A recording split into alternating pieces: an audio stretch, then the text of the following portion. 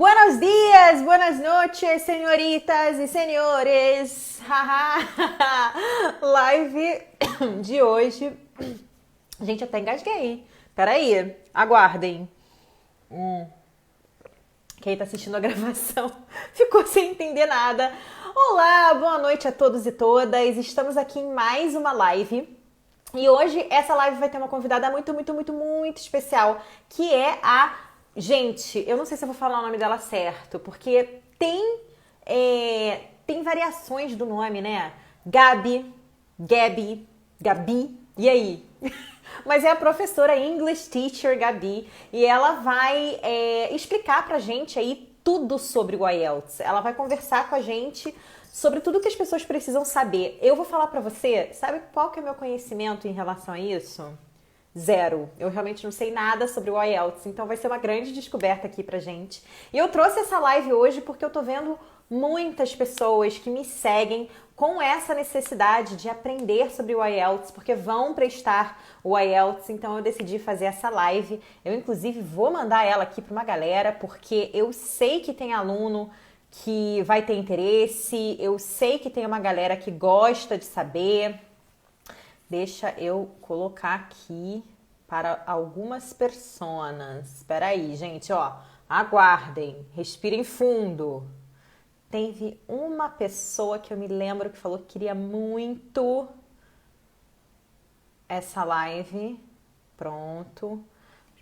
Mandei pra galera, mandei pro abraço. Agora vamos lá, ó. Quem tá aqui comigo agora, ao vivo, tem uma única obrigação: meter o dedo no coração. Ó, até rimei. Sou uma poeta, gente. Poeta que eu sou, que diz. Então, mete o dedo no coração, porque quando você mete o dedo no coração, né, que você aperta o coraçãozinho várias vezes, assim, o Instagram entende que essa live é importante e que outras pessoas precisam assisti-la, tá bom? Então, vamos lá, vamos começar pra gente não tardar. Já tô aqui há 2 minutos falando com vocês, né, e não chamei a minha convidada, que é a Gabi. Então, vamos lá. Gabi, vai que é tua. Vamos lá. Vamos ver se funciona, né, gente? Porque sempre dá alguma ziquezira aqui. Mas não, hoje vai dar tudo certo. Tô sentindo. Sinto que vai. Aê! Olá, Olá, tudo bom? tudo bem e você?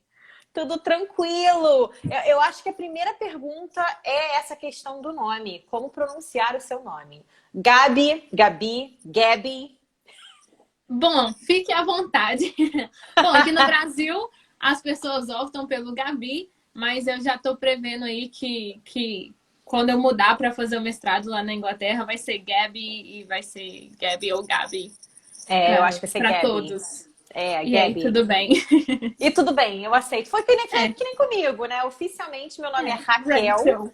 É assim que as pessoas oficialmente me conhecem no Brasil. Porém, é com CH, virou Rachel. De Rachel virou Rach. E é isso. Eu até gosto, pra falar a verdade. Eu não tenho nenhum problema com o meu apelido. Então tá, então eu posso chamar do jeito que eu quiser. Acho que eu vou te chamar de Gabi, pra você já ir Ok. se acostumando. Já ir se acostumando. Ô, Combinadíssimo. Ô, Gabi é ótimo. Gabi, vamos começar do começo. Começa se apresentando, que eu acho que esse pode ser bem legal para você, né? Se apresentar, contar um pouquinho sobre o seu trabalho, e aí a gente parte pro IELTS mesmo. Ok, bom, primeiro eu queria agradecer esse convite, é um prazer estar aqui com todos vocês. Bom, eu sou a Gabi, whatever. Ah, eu sou aqui de Belo Horizonte, aqui no Brasil, e eu tenho esse trabalho no IELTS with Gabi de ajudar outras pessoas que também precisam deste pequeno e fofucho exame para realizar o sonho de morar no exterior. Seja esse seu sonho para estudar e fazer alguma graduação em alguma faculdade no exterior ou apenas para imigração direta em alguns países, né? O mais comum para nós brasileiros é a imigração aí para o Canadá. Bom, então, seja qual for o seu objetivo, eu estou aqui para te ajudar, né? Eu, pessoalmente, fiz o IELTS em 2014, ó, doida, em 2019 e eu apliquei para o meu mestrado na Inglaterra, apliquei para 4 universidades, felizmente, na primeira vez que eu fiz o IELTS, já deu tudo certo, consegui a nota e consegui a aprovação nas 4 universidades. E aí, Uau! vou era para eu ter ido ano passado, na verdade, já era para eu estar na Inglaterra, porém, com todo o nosso contexto, né, da pandemia, das quarentenas mundiais, resolvi adiar aí em um ano e agora em setembro, já com o visto em mãos, eu embarco lá para Inglaterra para fazer esse mestrado acontecer, finalmente. Ai, que legal! E você já morou na Inglaterra, ô Gabi? Não, nunca morei na Inglaterra, mas desde pequena eu sou obcecada com a Inglaterra, sem conseguir explicar exatamente o porquê. Sempre gostei muito do sotaque, da cultura, dos símbolos, né, ingleses que a gente conhece. E desde pequena eu brinco com os meus pais que eu ia morar lá em algum momento. E aí eu cresci e transformei a brincadeira e o sonho em um objetivo. E aí as oportunidades aparecem e a gente organizando, né, e se preparando, a gente consegue fazer acontecer. Sim, olha, eu morei quase 10 anos na Inglaterra, então querendo alguma dica, é só Com pedir, porque certeza. olha, se tem um lugar que eu sou apaixonada, que eu encontrei meu lugar no mundo, foi a Inglaterra. Eu sou apaixonada, sinto muita saudade, inclusive, e tenho certeza que você vai amar, porque realmente é um país incrível, incrível de verdade. Mas agora vamos ao que realmente interessa, né, Gabi? Vamos falar sobre o... Como é que pronuncia? É IELTS? O IELTS? IELTS. Então, IELTS. existem as duas pronúncias, na verdade. Eu fico mais confortável falando IELTS, mas eu tinha essa dúvida também, porque eu vejo muitas pessoas falando IELTS. Eu falei, não é possível que tantas pessoas IELTS. sejam erradas também. E aí existem as duas pronúncias. Eu prefiro IELTS, mas aí é 100% pessoal, é a forma como a gente fica mais confortável de falar, né? Então, Uhum. IELTS ou IELTS é este o exame do qual vamos conversar hoje. Beleza, ó, já tem pergunta já. Renata é minha aluna, ela vive perguntando coisa para as pessoas. Se você não quiser começar com a pergunta dela, quiser começar com outra coisa primeiro, pode ser. Ah, na realidade, eu até tenho uma pergunta antes de você começar com as Vontade. outras, com essa daí.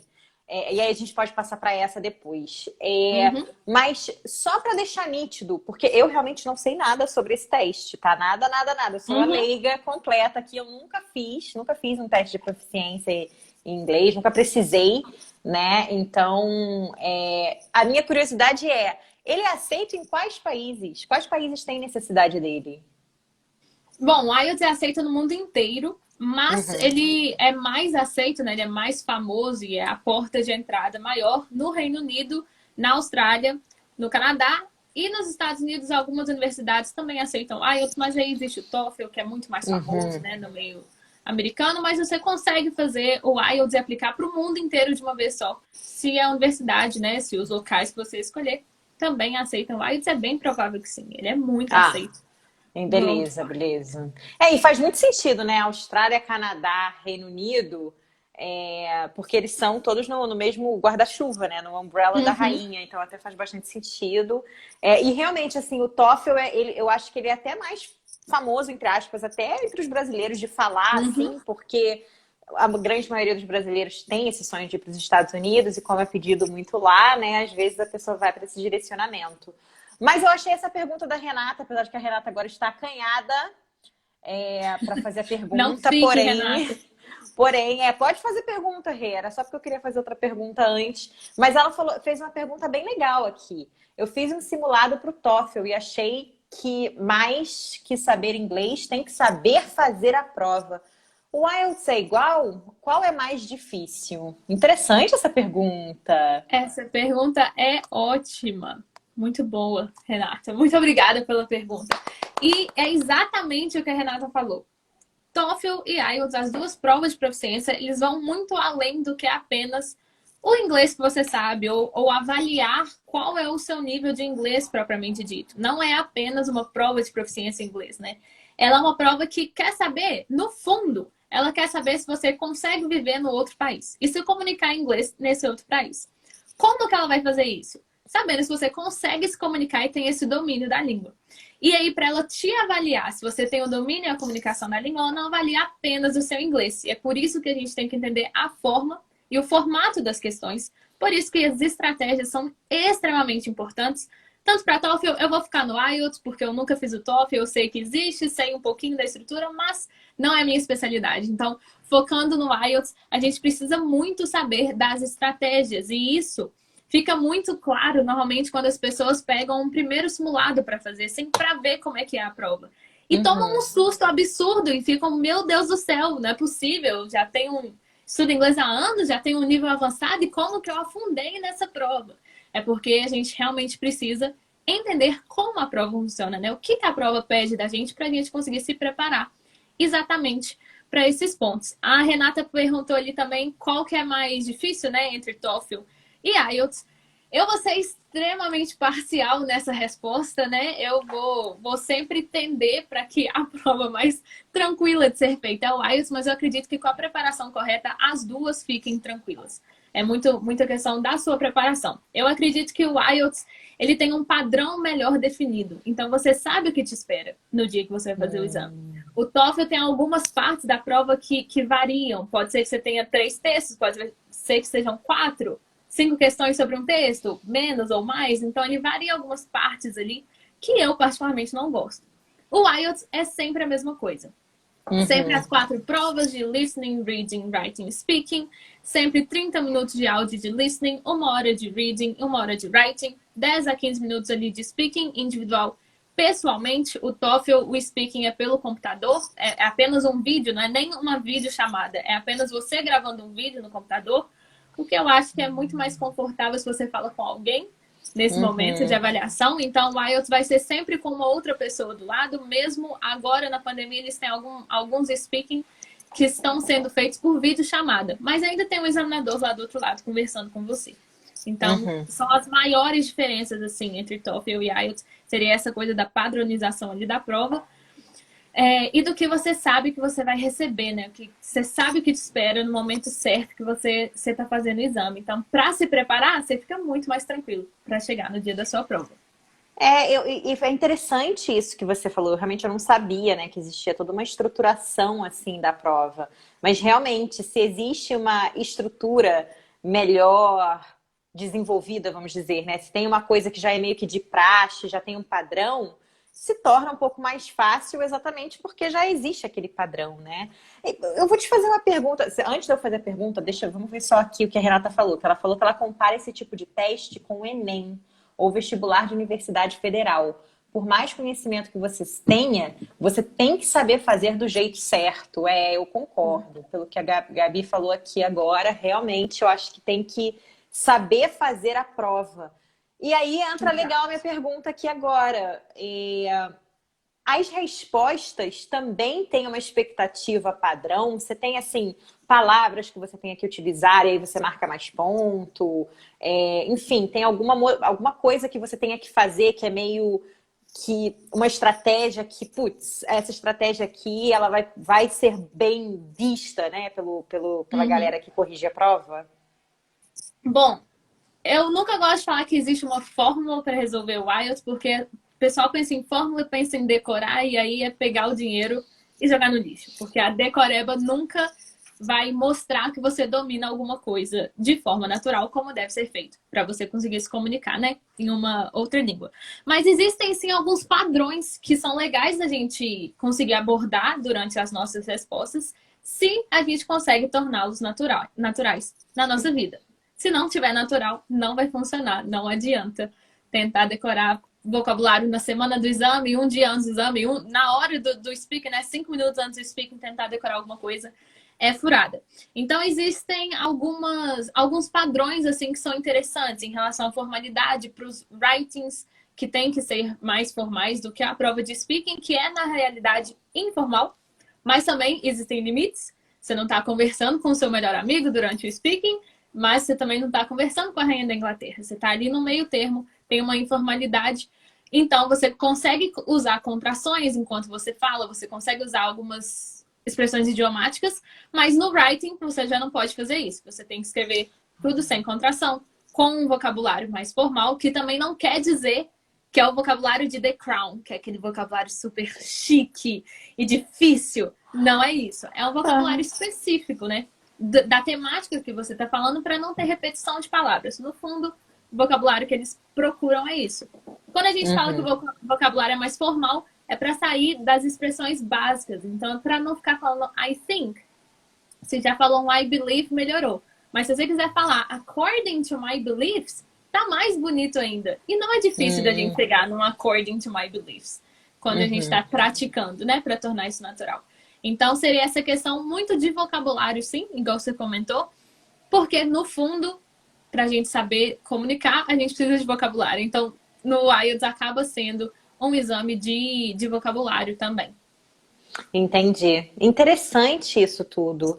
E realmente, assim, faz muito sentido. Então quer dizer que eu não posso nem usar um I'm. Tem que ser I am. Eu não No posso usar a writing, não. contração. Que babado, gente. Eu já Pois teria é. flopado a prova. Tinha flopado, E isso porque... é muito natural, né, da gente escrever assim. E não Sim, perceber que tá contraído. E aí depois fala, opa, não pode. menina, eu como palavra já em inglês, porque conforme você vai falando, é igual em português, né? A gente come palavra, a gente não fala tudo, né? Mas em inglês eu acabei também pegando muitos desses vícios, né? Do idioma, porque você morando fora, você acaba pegando esses vícios, né?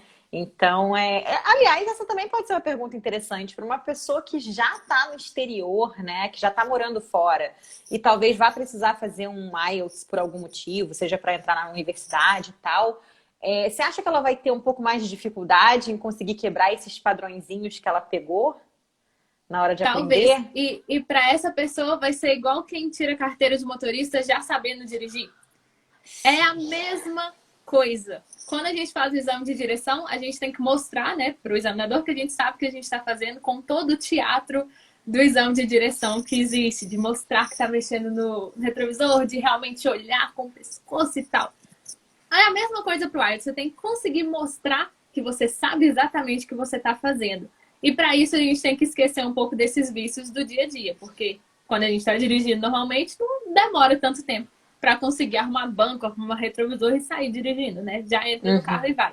Então é a mesma ideia. Então se alguém já está num país e já tem essas vivências e essas manias, vai ter que treinar um pouquinho a apagar essas manias para conseguir fazer o exame e depois disso ser feliz, voltar com as manias e continuar com a sua vida, assim.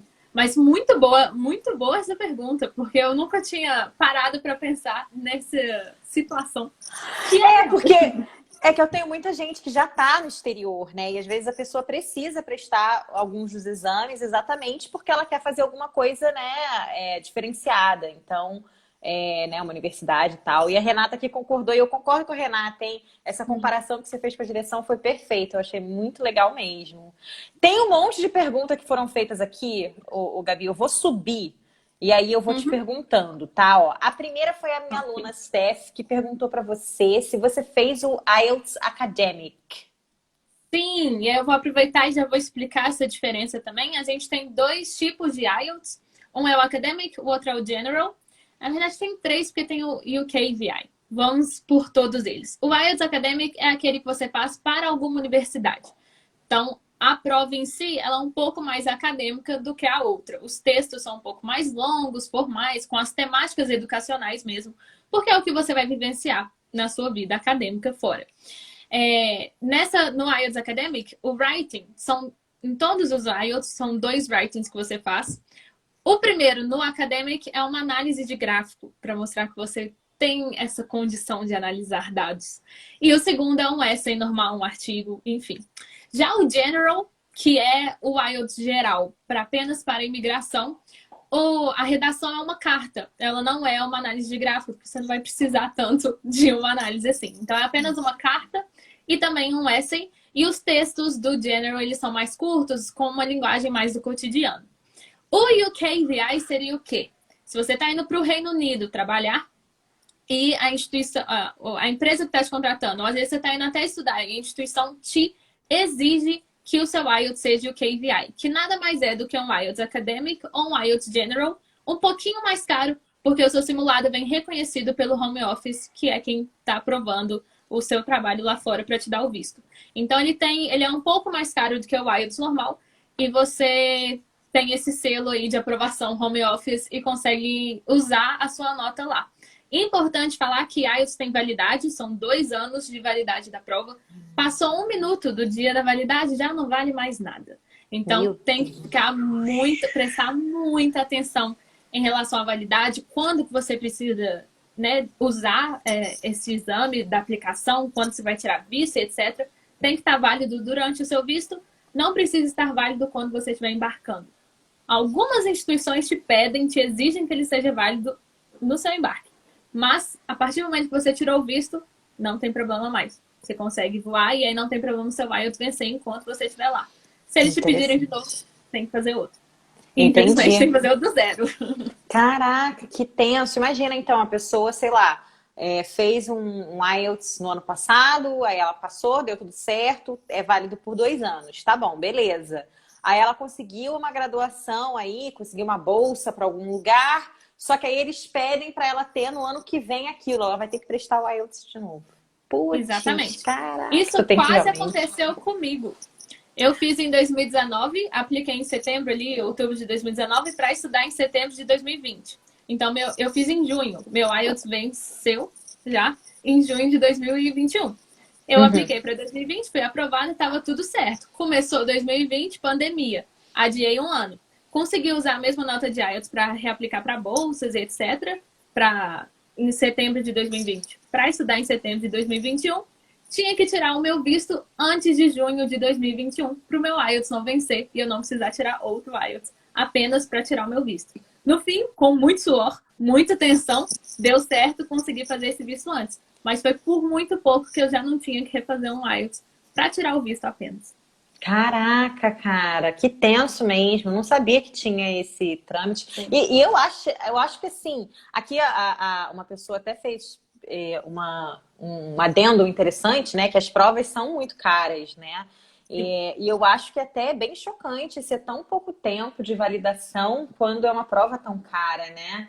Para você Sim. fazer, para você prestar. É meio sacanagem. Eu achei que fosse uns 5 anos de validação, sério mesmo. Não, são dois. Eu também acho que podia ser um pouco mais do que do. Podia ser uns 5 anos. Eu acho que 5 anos é um tempo válido, assim. O TOEFL também são 2 anos de validade. Eu acho que eles tinham que reestruturar Pouco. no mundo Nem que inteiro fosse essa visão. 3 anos, sabe? 3 anos, 3 anos e meio, sei lá, né? Dá uma ajuda aí. Ainda dentro dessa questão do academic, né? Aqui uma pessoa fez, já tô cheia de pergunta. Eu não fiz pergunta assim nenhuma, porque eu falei assim, cara, como eu não Assim que conheço é o bom. IELTS direito, eu acho que eu vou fazer as perguntas que eu gostaria de saber, né? Mas as pessoas Uhum. estão cheias de perguntas aqui, ó. Quem fez o academic pode usar isso para arrumar emprego se a empresa pedir ou tem que fazer o específico? Aí vai depender do que a empresa te pedir.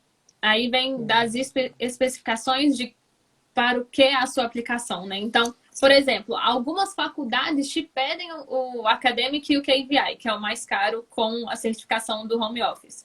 As minhas universidades não pediram, fiz o Academic normal. Se alguma delas pedisse o KVI, eu ia ter que fazer o UKVI também, ou só o UKVI e aplicar com ele para todo mundo. Mas vai depender do que a empresa te pedir. Se a empresa aceitar o seu acadêmico normal, faz o acadêmico normal. É mais barato. É a mesma prova no fim, mas ela é mais barata, né? Hoje em dia o IELTS está aí R$ 990. Alguns locais já está mais do que isso. Tem Meu alguns lugares que a Deus! prova já está 1080, 1084 por aí. Cacetada! E o KPI é mais caro que isso. É uns R$ 200 mais caro do que a prova normal por um selo do home Gente, office. meu Deus, tô Exatamente. chocada, gente. É caro estudar, meu Deus. É caro. Mas olha, essa questão de trabalho, assim, né, e ter a prova, assim, pelo menos pra mim, tá, gente, e para os meus alunos, é uma coisa que raramente é pedida. Eu acho que vai depender muito da área da pessoa. Existem áreas e áreas. Pode ser que tenha uma área que, putz, isso é Uhum. necessário, pronto, e acabou. Você vai ter que fazer, né? Então, eu acho que antes de você sair fazendo um IELTS desnecessário, né? Ainda mais por esse preço, por esse valor, considera, né, olhar para as vagas, pesquisar, para realmente ter certeza de que existe essa necessidade ou não. Às vezes existe a necessidade pelo visto, beleza, então faça essa pesquisa, né? Uhum. Porque às vezes também pode ser que para você conseguir esse work permit, né? Então, um visto de trabalho específico, você precise de um IELTS ou de um Uhum. TOEFL da vida, né? E aí você vai precisar seguir aquilo. E se a empresa for pedir algum, digamos, por exemplo, tá? Isso aqui, gente, eu tô falando, mas eu não tenho certeza. Vocês vão ter que ver se isso é possível. Mas se a empresa, por exemplo, vira e fala: a gente quer o IELTS Academic, mas o visto pedir um outro IELTS, né, uma das outras categorias, vê se você não consegue negociar com a empresa de você Exato. entregar aquilo que você já tem, para você não ter ainda mais um custo adicional, ou ver se a empresa topa, sei lá, fazer esse investimento para você, dependendo da empresa. Acho difícil isso acontecer, porém, né, eu acho que tudo isso tem que ser avaliado, não sai fazendo... não sai fazendo, não. A galera tá bem falando aqui, bastante. Tô até perdendo algumas coisas, mas aqui, a Rodrigues Araújo falou: a impressão que tenho é que na parte do listening é mais rápido do que o normal. No caso, O que durante o acontece teste. com listening é que, normalmente, em provas de inglês, você escuta 2 vezes, né? Você escuta uma vez e escuta uma segunda para checar e terminar de preencher. No IELTS, você escuta apenas uma vez. Não existem repetições. Mas, pensa comigo. Quando você mudar para o exterior, você vai escutar as pessoas uma vez apenas. Você não vai pedir para elas repetirem cada palavra do que elas falam. Uma vez ou outra, você pede para repetir, igual em português. Mas não é sempre que isso acontece. Pensando por esse lado. E com a mentalidade que o IELTS, ele é ali um teaser da sua vida lá fora, no exterior, faz sentido o listening ser apenas uma vez só. Para provar que você realmente consegue viver lá fora e consegue viver num ambiente que fale apenas inglês, você compreenda tudo, ou quase tudo, de primeira. Dito isso, o áudio em si não é mais rápido do que o normal. É a pressão que a gente coloca na prova, porque a gente só escuta uma vez, que faz com que a gente pense que é mais rápido que o normal. Tem também o fato de que o áudio é majoritariamente com sotaque britânico, porque é produzido, né, por um órgão, uma instituição britânica. E aí quem não tem tanto contato com o inglês britânico acha mais difícil, sim, mas é pura prática e isso resolve rapidinho. A gente é muito exposto ao sotaque americano, né, pelos filmes, séries, etc, que a gente consome. E aí é só procurar as mesmas coisas no sotaque britânico, que você vai ter essa vivência e vai ficar tudo certo também. Interessante isso, porque primeiro que eu nem sabia que tinha uma só vez, né? Que você só podia ouvir uma vez. Mas realmente, assim, a gente não vai ficar pedindo para as pessoas repetirem, né, Gabi? A gente vai ouvir uma vez só. Eu sou suspeita para falar, porque eu adoro sotaque britânico, entendo o sotaque britânico, então sou suspeita para dizer alguma coisa. Acho muito mais bonito, inclusive, mas também compreendo que a gente não tem esse costume, né? E aí você vê também como é que muitas vezes as coisas em relação à prova tá mais na nossa cabeça do que na realidade do nosso conhecimento, né? Às vezes a gente fica tão tenso com as etapas da prova que a gente deixa essa tensão controlar a gente. E ao invés de a gente, na realidade, não, eu tô preparada, eu sei fazer isso, eu treinei para isso, eu estudei para essa prova, né? Acho que às vezes a gente tem essa mania de deixar a emoção falar mais alto, a cabeça, o que tá na mente, o bloqueio, né, falar mais alto, né? Bem doido. Exatamente. Deixa eu ver aqui, que tem muita coisa, meu Deus. Deixa eu ver. Teve gente que me fez pergunta na caixinha e eu vou responder aqui agora, que eu acho que vai ser bacana. Peraí. Pergunta da caixinha, que foi também da Ellie Rodrigues. Como melhorar a rapidez na compreensão do listening e no raciocínio para o writing? Nossa, eu vou até compartilhar aqui, vou deixar aqui para você a pergunta. Ok, obrigada. Acho que vai ser melhor. Bom, como melhorar? Tudo isso é apenas de uma forma, que não existe magia, não existe em 3 meses, em 2 semanas, não existe esse tempo que eu possa te falar, mas a forma de melhorar é praticando.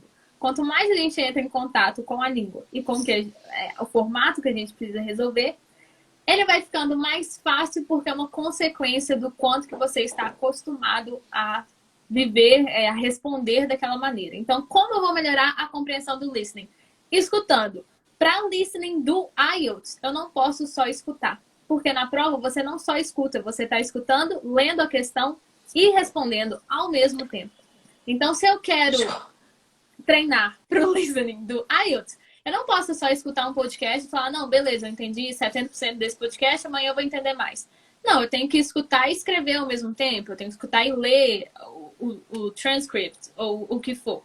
Uma das formas mais legais de fazer isso é com música. Então, você escuta a letra da música e sai escrevendo a letra da música do zero, para ficar assim, level hard. E aí você realmente conseguir praticar da forma que é mais difícil do que o que você vai encontrar durante o exame.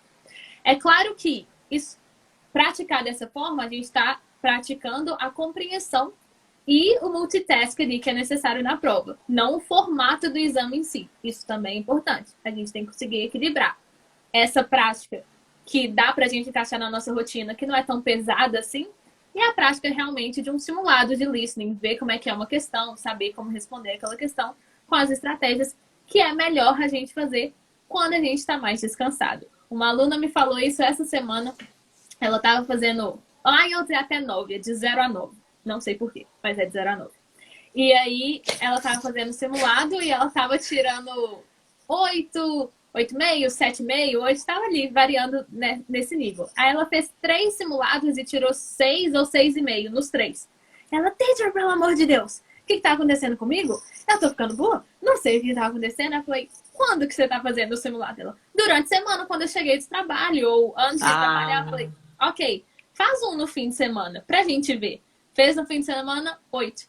Eu falei, então, tá explicado, é o cansaço. Você não pode deixar também que isso interfira. Então, simulado, a gente tem que fazer ou quando a gente tem um turno inteiro livre, que a gente vai conseguir concentrar no que a gente está fazendo, ou o dia inteiro livre, como é o dia do exame, né? O dia inteiro para fazer a prova. Então, vocês conseguem relaxar mais. E durante a semana, continuar praticando de uma outra forma. É a mesma coisa para o writing, que também estava na pergunta, é escrever todo dia. Ah, Gabi, eu não consigo escrever uma redação de 250 palavras todos os dias. Beleza. Mas você consegue fazer sua lista de supermercado, sua to-do list do dia, uma legenda no Instagram, uma mensagem para você mesmo sobre como foi o seu dia. Resumir uma série ou um filme, colocar em prática a escrita, porque isso ajuda quando você tiver que escrever um texto realmente do IELTS, o seu raciocínio fluir de forma mais fácil. O famoso, Entendi. você tem que pensar em inglês, não é assim. Vou pensar em inglês. Não. Quanto mais Prática. você utiliza a língua, mais natural vai vir essa formação da frase em inglês. Então é isso, Sim. é prática. É sempre prática a resposta do como eu vou me Sim. preparar melhor. Prática Sim. com as estratégias. Sim, entendi. Legal isso. Eu faço muito isso, sempre fiz muito isso, de ficar em casa e pensar em inglês, entendeu? Eu até hoje eu acho que eu faço muito isso. Eu falo inglês com a gata, porque ela é inglesa, né? Ela fala 2 idiomas, ela fala português and English, entendeu? Ela fala os 2. Perfeito. Mas são coisas que eu procuro fazer exatamente porque me ajuda a me manter ativa com o inglês. Eu acho que eu morei tanto tempo fora que eu não sei se eu consigo um dia esquecer tudo que aprendi, sabe? Quando vem muito natural, assim. Eu consigo falar e ler, e, enfim. Vem antes Mas, em inglês do que em português, né? O vocabulário. olha, eu vou te falar que foi mais fácil de quando eu tava morando fora, de eu esquecer o português do que tá sendo pra mim pra eu esquecer o inglês. Talvez porque eu acho o inglês mais fácil do que o português. Eu acho que o português ele é um idioma mais difícil. A gente acha Eu que o concordo. inglês é mais difícil, mas não é. O inglês é bem mais fácil, até para conjugar o verbo, para, sabe, para Não tem acento. palavras. Exato. Às vezes você tem assim, pô, em português, quantas vezes a gente não tem 20 palavras que é a mesma coisa, velho? É a mesma coisa. Em inglês tu tem uma palavra normalmente e acabou. Às vezes a mesma palavra significa 2, 3 coisas. Eu adoro isso também, sabe? Em português é o contrário. São 20 palavras para uma coisa. Em inglês são uma coisa para 20 palavras, né? Para 20 coisas diferentes. Eu acho muito legal. Renata teve outra dúvida aqui. Nossa, essa galera tá cheia de dúvida do IELTS, gente. Eu tô achando que eu tô fazendo essa live aqui atrasada até. Demorei demais para falar com a Gabi. Mais uma dúvida. Se eu já tenho o teste por causa da universidade, eu posso ou devo colocar isso no meu currículo e deixar, mesmo depois da validade, como prova da minha fluência? Pergunta interessante. Interesting. Eu acho que a Rachel vai saber mais que eu Eu acho. acho... Olha, em questão a currículo, eu acho que é bacana, sim, você colocar em um teste de proficiência, porque, claro, isso está mostrando o seu nivelamento do inglês, então, óbvio, né? Isso é um extra. dá para colocar no mesmo lugar que você vai colocar os idiomas. Não precisa colocar isso em curso, em treinamento, em uma coisa especial. Não precisa. Você pode colocar a nota do lado do local específico de idiomas que você vai colocar no currículo. Eu não sei se eu colocaria após a validade. Porque eu acho que, bem ou mal, houve um processo e acabou aquele processo. Então, tipo assim, acabou a validade, ponto final. Aquela documentação já não é mais válida. Então, eu não colocaria se foi fora do prazo de validade.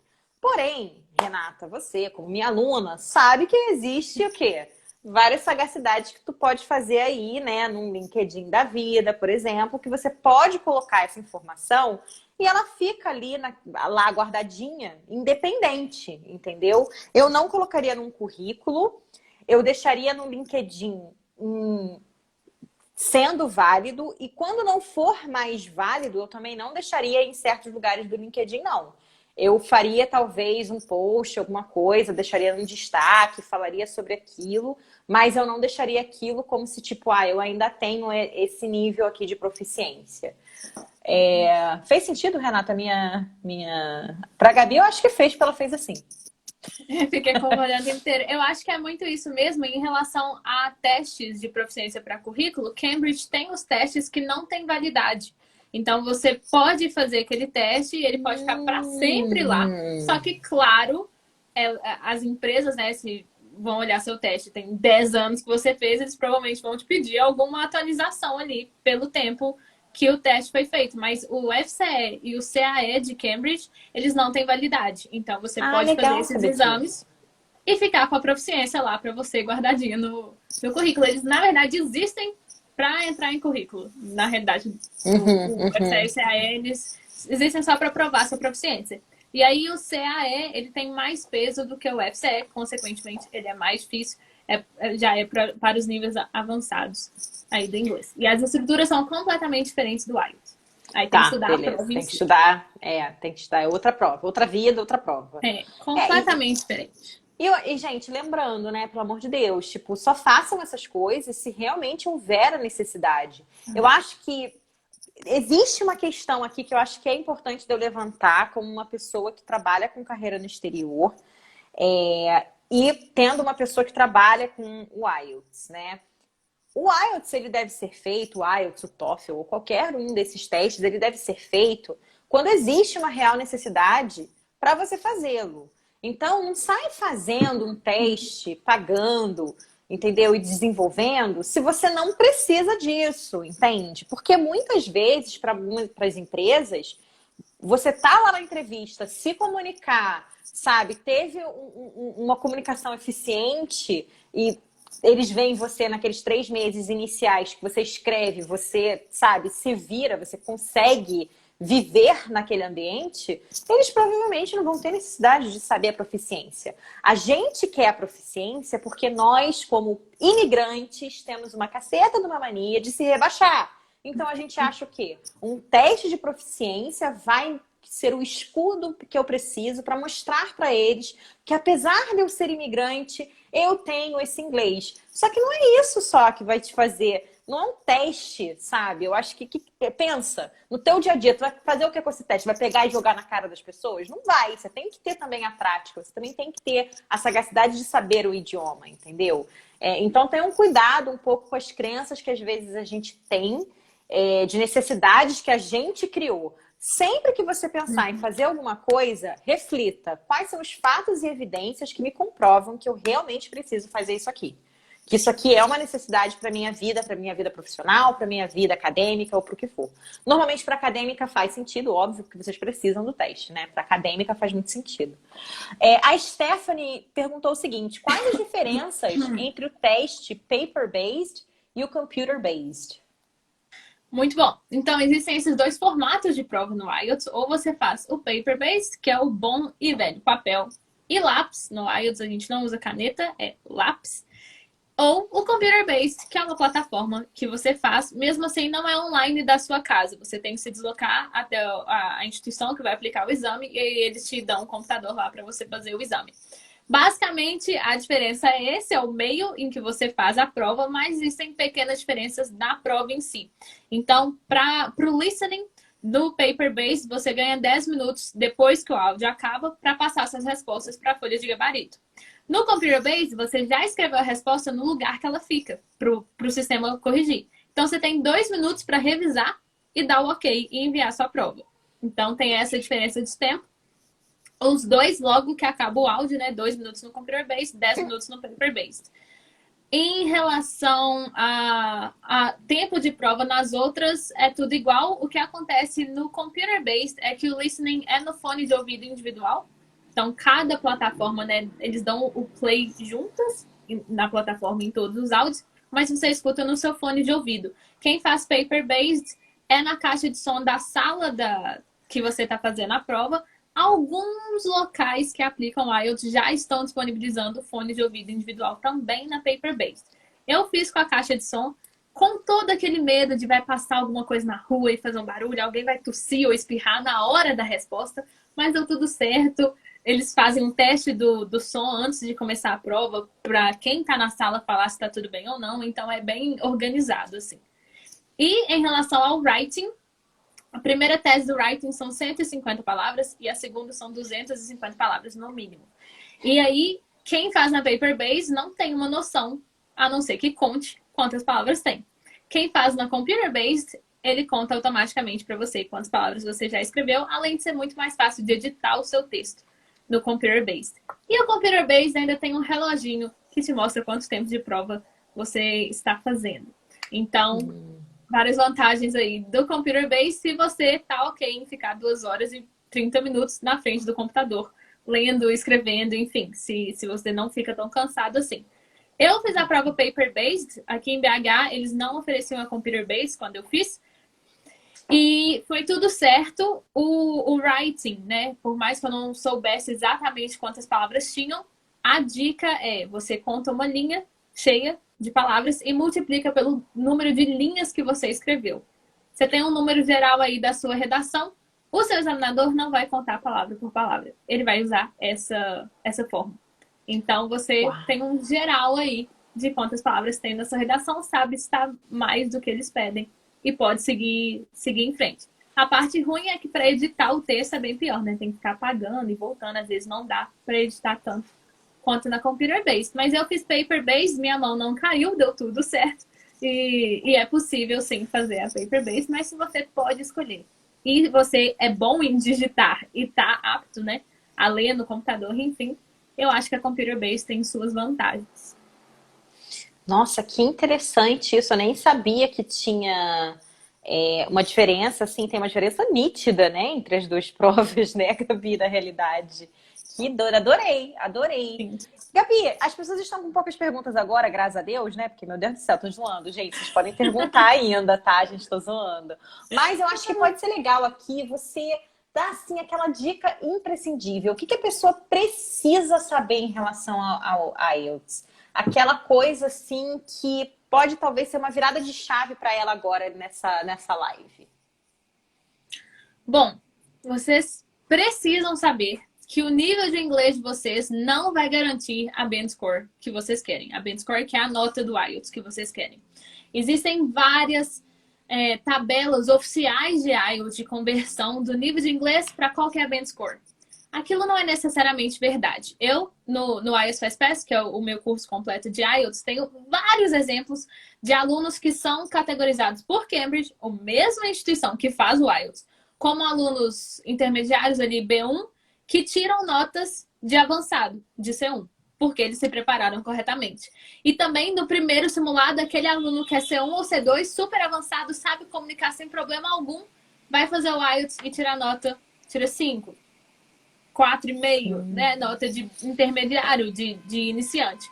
O que prova que não importa qual é o seu nível de inglês. Óbvio que é importante saber inglês. É uma prova de proficiência em inglês. Mas vocês têm que saber como se preparar da melhor forma. Isso virou a chave para mim quando eu me preparava para o meu IELTS, né? Eu fui estudando sozinha. E eu fui percebendo aqueles padrões das provas que a gente conversou lá no início e consegui desenvolver um método que chama SVN, que é tudo que você precisa, que é Strategy, Vocabulary e Naturally. As estratégias para resolver a prova, o vocabulário, porque sem vocabulário a gente não consegue se comunicar. Então, para a gente fazer essa comunicação efetiva, e Naturally, porque é a forma como a gente tem que fazer essa comunicação. Se eu quero mostrar que eu comunico numa língua, para eu morar fora e falar inglês o tempo inteiro, fazer reunião em inglês, apresentar TCC e etc., eu tenho que conseguir fazer isso sem esforço, ou sem demonstrar o esforço naquele momento do exame. Então, a mensagem é essa, SVN Method.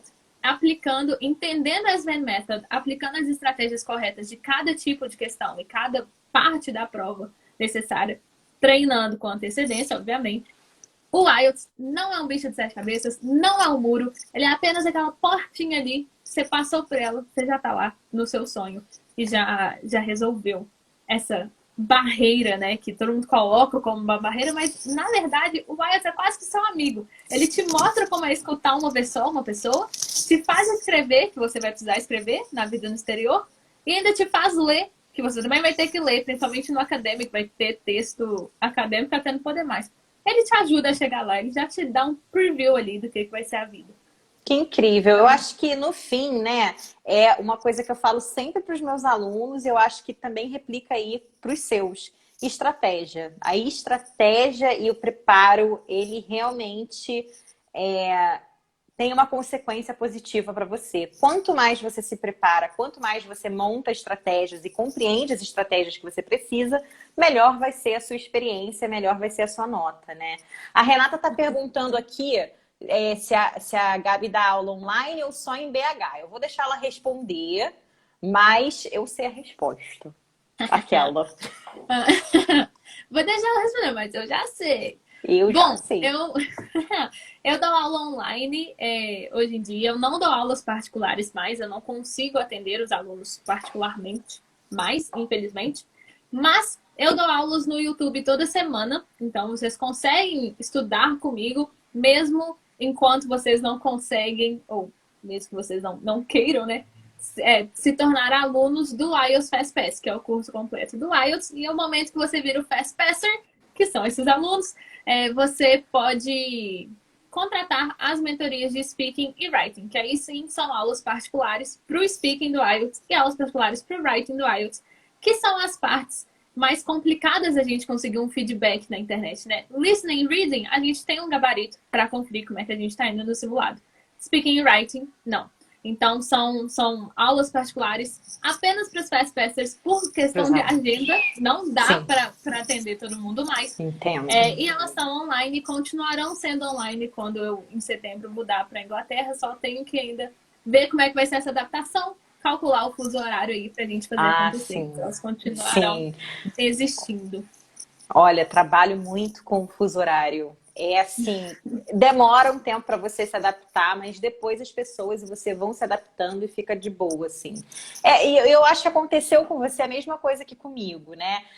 Você tem um método legal, então as pessoas começam a querer cada vez mais, e aí chega uma hora que você fica assim, cara, eu não tenho mais condição humana de ensinar todo o meu método, né? Até porque também, às vezes, o método, através de muitas aulas particulares, é mais longo, eu acho, do que um curso.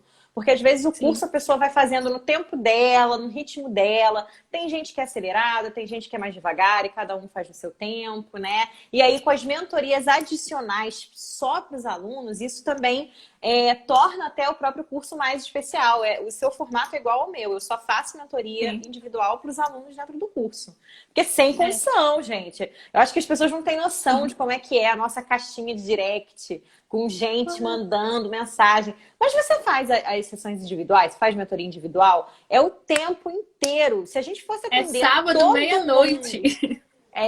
Minha filha, e eu que tenho fuso horário. É 4 horas da manhã de um domingo. Você fica assim, cara, eu tenho tudo desligado de notificação, né? Porque senão você é acordado o tempo inteiro. Quer dizer, entre aspas, porque eu tenho sono pesadíssimo. Meu namorado que brinca, me zoa muito com isso. Porque pode estar... Outro dia desse eu estava assistindo basquete, gente. Gritando. Eu não ouvi nada, estava dormindo. Mas assim, voltando ao eixo. As pessoas mandam mensagem, às vezes, 4 horas da manhã, sabe? Pedindo mentoria individual e não sei o quê. Se a gente fosse atender todo mundo que pede mentoria individual, a gente não ia ter tempo para viver, para mais nada, Não ia sabe? dar para respirar. Não, E uma não ia dar. coisa em relação aos cursos e às mentorias, né, individuais ou aulas particulares, muita gente chega pedindo a aula particular para ter aquele suporte, né, para pegar na mão e ir junto. Só que a gente também consegue fazer isso com os alunos no curso, mesmo com que eles estudando cada um no seu tempo, a gente acompanha 100%. Eu mando mensagem puxando a orelha que não fez exercício, falo, ó, tá errando muito isso, vamos estudar isso aqui. Dá pra gente acompanhar direitinho os alunos, até quem tá no curso e não tá na mentoria, né, adicional. Então, a gente consegue pegar na mão de todos vocês e caminhar, mas numa divisão de horário melhor para que a gente consiga organizar tudo, né? De mentoria, de curso, de Instagram. Eu tô me identificando muito com você, porque eu faço exatamente isso também. Puxo a orelha dos alunos, corro atrás. Eu tô me identificando muito com o seu curso. A Renata falou só para, eu acho que até pra gente começar a finalizar, né? Começar a terminar. Ela falou assim, falando em score, eu acho bacana falar um pouco mais disso. Qual normalmente é o mínimo e se cada universidade pede um mínimo diferente? Nossa, que pergunta interessante. Bom, Sim, isso é muito importante também. Isso é muito importante. Então, o IELTS ele é avaliado de 0 a 9.0 e todas as notas ou são ponto 0 ou ponto 5. Então, você pode tirar 5.5 ou 6. Não existe 5.8. E aí, as notas são individuais por prova. Então, uma nota em listening, reading, writing e speaking e a média geral. Todas as instituições te pedem média geral X com mínimo Y em cada uma das notas, em cada prova. Ou com tal prova um pouco mais alta, às vezes, dependendo do que é o propósito. Então, no meu caso, as universidades pediam média 7 e mínimo 6.0 em cada uma. Eu fiz 8 geral, então deu tudo certo, já foi pra cima, assim. Normalmente fica nisso aí, mínimo de 6.0 ou 6.5 para as universidades. Para trabalho, tem um dos vistos de Skilled Worker do UK, que é 4.0 ou 4.5. Então, varia mesmo do qual que é o objetivo. E um dos mais procurados de todos, de nota, é o programa de Express Entry para o Canadá, o programa de imigração, que você precisa, na linguagem Canadá, CLB9. Na linguagem IELTS, isso quer dizer que você precisa de 7 na média, 7 em reading, writing e speaking e 8 em listening. O que significa que das 40 questões de listening, você deve acertar 35 questões, escutando apenas uma vez. Então é muita prática, muita estratégia para fazer o Express Entry acontecer. Realmente, eu não sabia que era tão desafiador assim, não, lá pro Canadá. Eu crente que os canadenses é tudo recepcionista lá, já se recebendo todo mundo, mas não, tem todo um paranauê que tem que fazer para chegar lá. Tem. Canadá tá virando Brasil. O dia que eu fui fazer biometria do meu visto, a salinha era UK e do lado assim, Canadá. Tinham 6 pessoas pro Canadá e só eu pro UK. Caraca, tudo bem. Mas é porque o Canadá realmente ele tá muito com as portas muito abertas para as pessoas no momento. Ele tá precisando, né, da população, tá precisando de mão de obra, então faz muito sentido eles estarem com um programa tão bacana. E eu acho que o momento é agora, inclusive. Acho que se demorar aí mais 2, 3, 4 anos, isso já vai mudar e eles vão começar a ficar mais fechados, porque já vai estar com bastante gente, né? Então pensem muito sobre isso. Seu plano Canadá tem que ser o quanto antes. Gabi, teve mais alguma coisa assim que você escreveu? Porque eu acho que talvez você tinha todo um roteiro que não conseguiu ser seguido, né? Porque a gente saiu falando, perguntando. Tem alguma coisa que você quer assim, adicionar, que você acha que é muito importante, que estava no seu roteiro, que a gente não deixou você falar? Tem sim! Agora que você comentou, eu olhei para o lado e sim, quando fazer o seu IELTS? A gente comentou sobre os 2 anos de validade, mas a gente não comentou de realmente quando realmente fazer e quando se preparar, que é uma pergunta muito comum, né? Quando que eu comecei a estudar para o IELTS? E aí, eu não vou te falar que em X meses você fica pronto para o IELTS, porque isso é muito particular de cada um, de como você estuda, do seu comprometimento, do seu nível de inglês, de onde você está saindo. Mas uma média legal de quando fazer o exame, não quando estudar, mas quando fazer o exame, é 3 meses antes da data da sua aplicação. Por que 3 meses? 3 meses antes você tem tempo de refazer a prova, se você não tirar a nota que você precisa, antes da data limite da sua aplicação. Então, fica com calma para fazer isso. E 3 meses antes, se você tiver que adiar um ano o seu projeto, igual eu fiz, dá para você reaplicar com a mesma nota e tirar o visto no ano seguinte com a mesma nota do IELTS, como eu fiz também. Então, eu apliquei em setembro, eu fiz meu IELTS em junho. Usei ele 2 anos seguidos e consegui tirar o visto com a mesma nota. Então, para a gente tornar a vida, né, útil desse exame realmente a maior possível. Então, uma média aí de 3 meses antes do seu exame, se tirar a nota de primeira, beleza, já está feito. Se não, você tem tempo para fazer outra prova ainda. E quanto tempo estudar antes do seu exame vai depender de você. Saber o seu nível de inglês, saber qual band score você precisa chegar, né? Até onde que você tem que ir, fazer um simulado e entender aí quanto você vai precisar se dedicar até chegar lá. Eu estudei por 1 mês e fiz o exame. Mas eu já era professora de inglês, já falava inglês todos os dias, já vivo meu mundo de imersão em inglês. Eu sou igual a Rachel, eu falo inglês aqui em casa. Meu irmão me xinga que eu não lembro as coisas em português. Eu saio falando os termos em inglês. Ele fala, você não tá lá ainda. Eu sei. Não importa. Eu falo inglês mais que português no dia a dia, dando aula e etc. Então, é muito de cada um. Tem gente que estuda 1 ano, tem gente que estuda 6 meses, tem gente que estuda 1 mês e consegue fazer a prova. Isso não existe certo ou errado em relação ao tempo de preparação. Os seus alunos têm uma média de preparação, normalmente, que eles se sintam mais preparados ou não? Eles variam ali entre 3 e 1 mês de preparação. Mas existem alguns casos de mais tempo, de 6 meses ou até 1 ano. Já teve aluno que me procurou, que ainda vai virar aluno, porque tá 2 anos ainda de quando quer aplicar. E aí eu falei, não, beleza, já vai entender na prova. Mas se você começar a fazer simulado IELTS 2 anos antes do seu exame, você não vai aguentar mais ouvir falar de IELTS daqui a 6 meses. Então, tem que levar isso em conta também. Fica muito estressante, né? Você ficar falando só sobre o mesmo formato sempre. Sim. Então, é medir mesmo como você reage ao plano de estudo e equilibrar esse plano de estudo com a sua rotina e com a realidade. Legal. Poxa, bacana. Adorei. Amei essa live de hoje. Eu achei que foi sensacional. Eu acho que a gente não ficou sabendo tudo ainda, mas eu acho que a gente soube muita coisa sobre o IELTS. Quem quer saber tudo mesmo, sigam a Gabi, né? Porque ela só fala sobre o IELTS. Eu acho que isso também é uma coisa muito, muito importante, né? A gente ter professores preparatórios, assim. Eu tenho uma parceria com uma professora de inglês, né? Que é a Tati. E eu mandei uma mensagem para ela falando, olha, Tati, só para te avisar, eu, né, tô com uma nova parceria e eu chamei a Gabi para vir e tal. Ela falou, poxa, eu acho ótimo, porque não é a minha especialidade. Eu não tenho a mínima ideia de como fazer o IELTS, eu nunca tive que prestar, então para mim não faz sentido, não é uma coisa que eu ensino, né? O trabalho dela é muito mais voltado para realmente prática, conversa, dia a dia, quebra de crenças. Então, é bem ou mal diferente, né? Então, a gente tem que ter consciência disso e começar a seguir pessoas que são especialistas em coisas específicas que você precisa, né? E a Gabi é especialista em IELTS e pode ajudar você. Gabi, eu quero te agradecer demais, demais, demais pelo seu tempo hoje, por toda a lição aqui que você deu pra gente. Foi incrível, amei de paixão. Obrigada mesmo. Eu que te agradeço, foi um prazer. E será que a gente já pode contar o que a gente está planejando aí para semana que vem? Ah, pode. Acho que pode, né? Como deve, não só pode como deve. Então, eu te agradeço muito esse espaço. Eu sempre gosto de falar de IELTS, então, né, para mim é um prazer. E semana que vem, na terça-feira, dia 29, às 8 horas da noite, será um pouco mais tarde, teremos um bate-papo lá no IELTS with Gabi com Rachel sobre toda essa carreira no exterior. E é meu momento de fazer todas as perguntas, porque eu realmente não sei nada, eu estou indo para a Inglaterra, eu preciso me preparar. Verdade. Estou animadíssima para a nossa conversa.